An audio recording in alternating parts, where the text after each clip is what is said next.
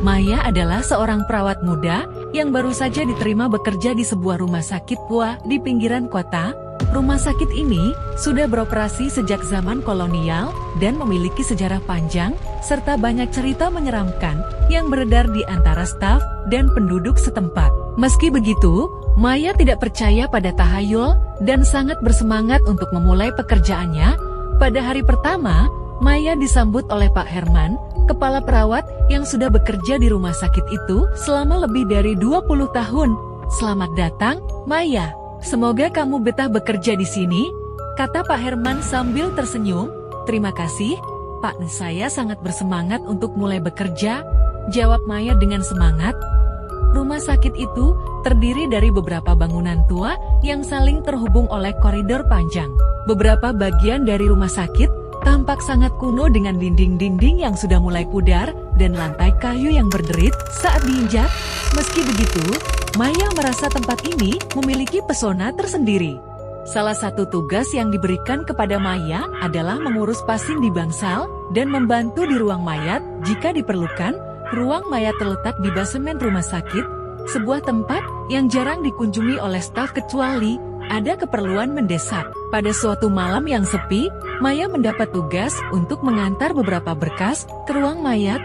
Dia merasa sedikit gugup karena belum pernah ke sana sebelumnya, tapi dia mencoba untuk tetap tenang. Ruang mayat itu dingin dan lembab dengan bau antiseptik yang menyengat. Di dalam, ada beberapa meja besi dan laci-laci besar tempat menyimpan jenazah. Maya berusaha menyelesaikan tugasnya dengan cepat dan segera meninggalkan tempat itu. Namun, saat dia hendak keluar, dia mendengar suara berbisik, "Maya, Maya." Maya berhenti sejenak dan melihat sekeliling. Tidak ada siapapun di sana. Dia mencoba mengabaikan suara itu dan bergegas keluar. Tapi suara itu terus mengikutinya hingga ke pintu. Malam itu, Maya merasa sulit tidur. Suara bisikan di ruang mayat terus terngiang di telinganya. Dia mencoba meyakinkan dirinya bahwa itu hanya imajinasinya saja. Namun, perasaan aneh itu tidak bisa hilang. Keesokan harinya, Maya menceritakan pengalamannya kepada salah satu rekan kerjanya, Sinta. Sinta adalah perawat senior yang sudah bekerja di rumah sakit itu selama lebih dari 10 tahun. "Oh, kamu juga mendengarnya?" Banyak yang bilang bahwa ruang mayat itu berhantu. Ada banyak cerita menyeramkan tentang tempat itu, kata Sinta dengan wajah serius. "Benarkah? Apa yang sebenarnya terjadi di sana?" tanya Maya penasaran. Sinta menarik napas panjang sebelum menjawab. "Dulu, ada seorang dokter bernama Dr. Hartono yang bekerja di sini. Dia terkenal sangat kejam dan sering melakukan eksperimen aneh pada pasien yang sudah meninggal. Banyak yang percaya bahwa arwah para pasien itu masih gentayangan di ruang mayat."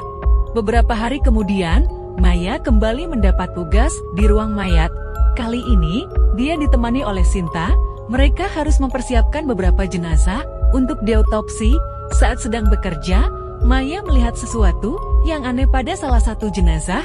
"Ini seperti bekas luka yang tidak biasa," kata Maya sambil memeriksa tubuh jenazah itu dengan lebih teliti. Sinta mendekat dan melihatnya. "Astaga, ini seperti bekas jahitan kasar. Apa mungkin ini salah satu korban eksperimen Dr. Hartono?" bisik Sinta dengan suara gemetar.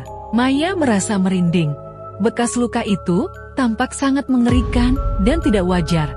Mereka berdua segera menyelesaikan pekerjaan mereka dan meninggalkan ruang mayat dengan perasaan tidak enak. Maya memutuskan untuk menyelidiki lebih lanjut tentang Dr. Hartono dan eksperimennya.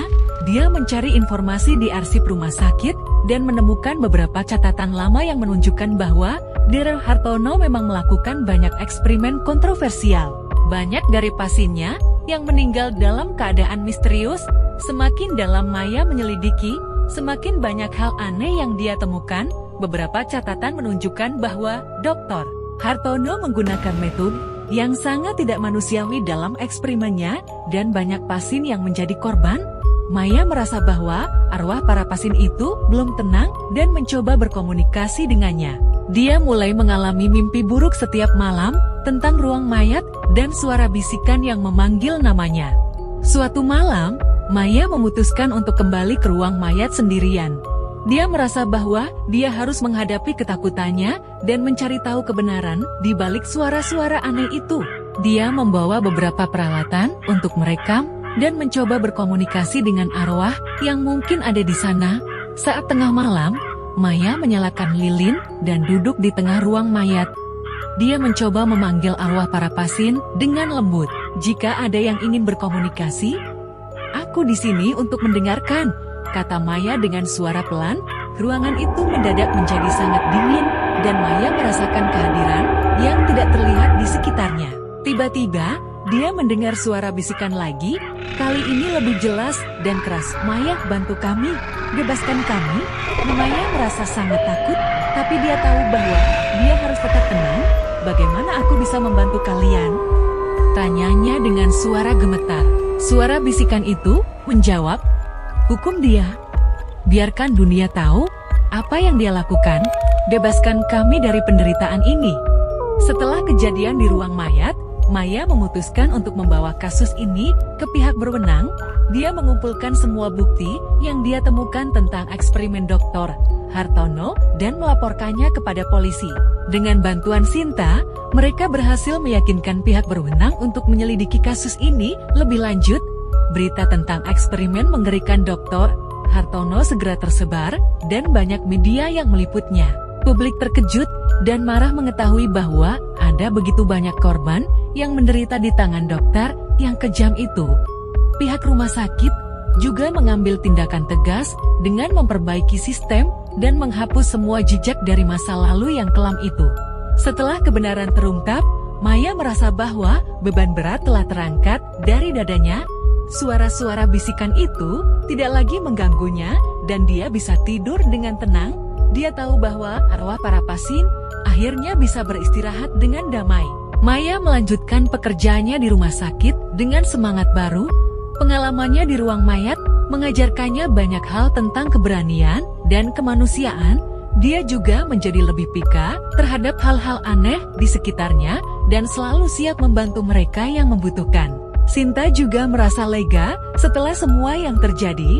Mereka berdua menjadi sahabat dekat dan sering berbagi cerita tentang pengalaman mereka. Meski begitu, mereka selalu berhati-hati setiap kali harus bekerja di ruang mayat. Pengalaman ini juga menginspirasi Maya untuk menulis sebuah buku tentang kejadian di rumah sakit itu. Buku itu menjadi bestseller dan mendapatkan banyak pujian karena keberanian Maya dalam mengungkap kebenaran. Banyak orang yang terinspirasi oleh kisahnya dan belajar untuk tidak menyerah dalam menghadapi ketakutan. Maya sekarang adalah seorang perawat yang dihormati dan dikenal karena dedikasinya. Dia selalu mengingat malam-malam menegangkan di ruang mayat sebagai pelajaran berharga dalam hidupnya. Setiap kali dia merasa takut atau ragu, dia mengingat suara-suara itu dan keberanian yang dia tunjukkan. Itu memberinya kekuatan untuk terus maju, apapun rintangan yang menghadang. Dan begitulah, rumah sakit tua itu kini menjadi tempat yang lebih aman dan nyaman, bebas dari bayang-bayang masa lalu yang kelam. Para arwah yang pernah gentayangan di sana telah menemukan kedamaian, dan Maya bisa melanjutkan hidupnya dengan tenang, mengetahui bahwa dia telah melakukan yang terbaik untuk membantu mereka yang tidak bisa membantu diri mereka sendiri.